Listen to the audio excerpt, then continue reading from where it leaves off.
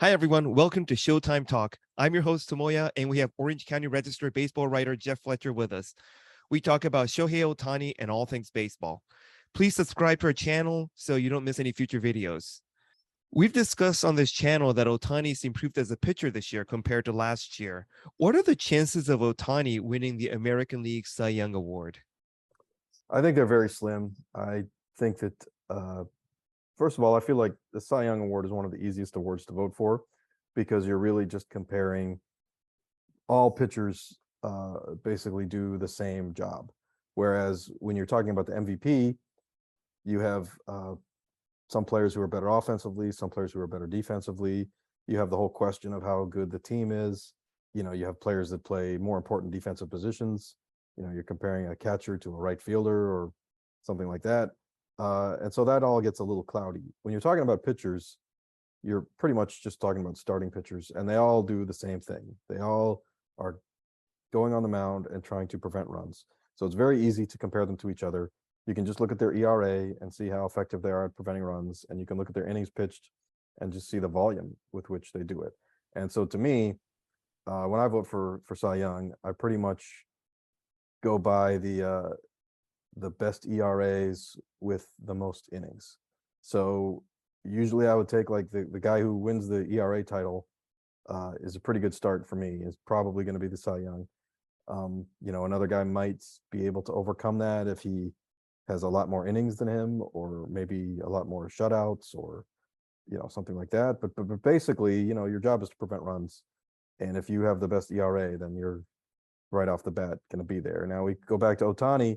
Ohtani's got a very good ERA. It's better than it was last year, but it's not the best. There are a few guys that are better than him, and those guys have also pitched more innings than him.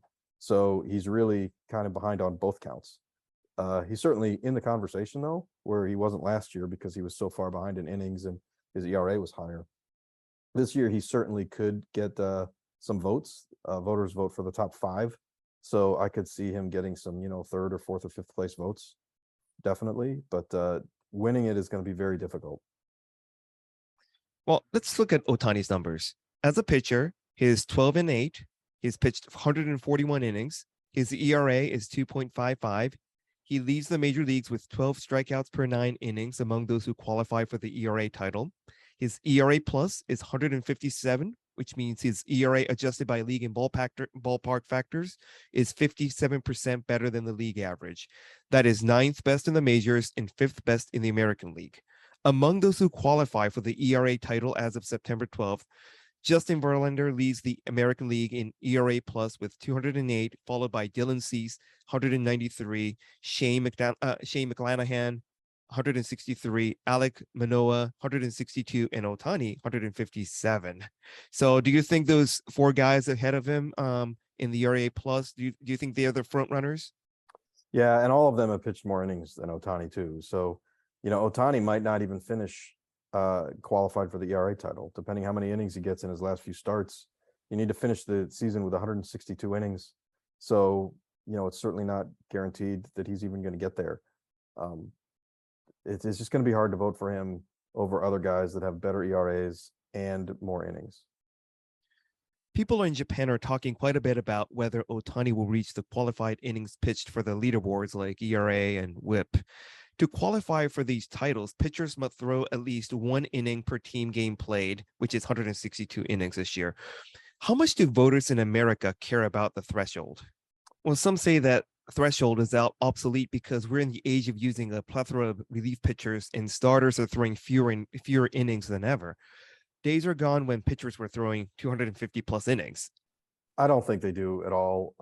I mean, if Ohtani had 158 innings at the end of the year, and another pitcher had 165 innings, and Ohtani's ERA was better than his, I think that people would still give it to Ohtani. But the problem is Ohtani has 158 innings and another pitcher has 200.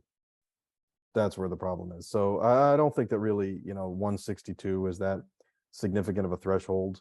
And I don't think, you know, winning the ERA title is really a thing that people even think about.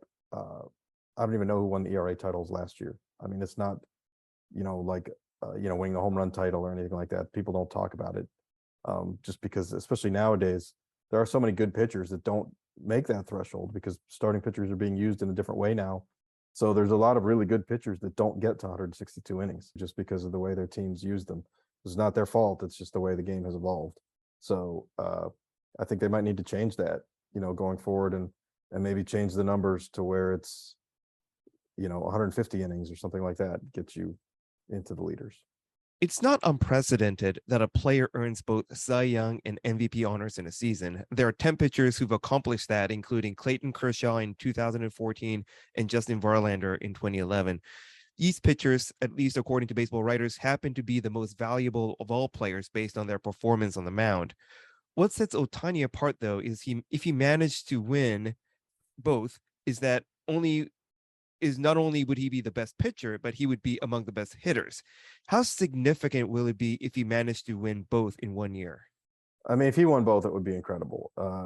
The other pitchers, basically, when they've won the MVP, it's because they're so far above everybody else as pitchers that their value supersedes other hitters. Ohtani is probably never going to be that just because he doesn't pitch enough innings. So what Ohtani's case is, it's very different. It's because he's a great hitter too.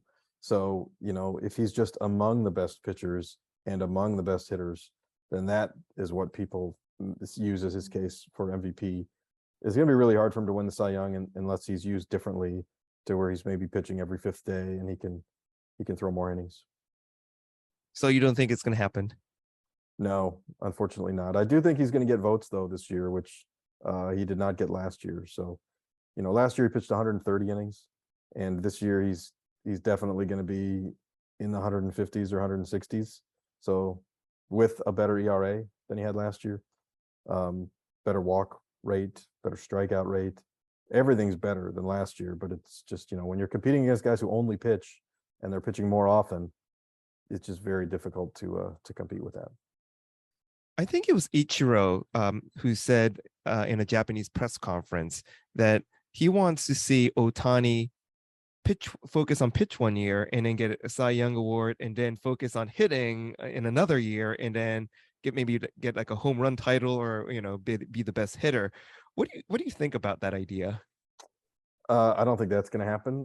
I think that you don't have an unlimited number of years to play, and you don't want to use up one of your prime years just not using your skills. If he's not going to suspend his age for a year and then be able to be 28 years old twice in a row as a pitcher and then a hitter. So he's going to have to do both. Well, hey, viewers, let us know your thoughts on who should win the Cy Young Award in the comment section below. Also, our books on Ohtani are available online, so please check them out. I'll put the links to Amazon in the description below. See you guys next time.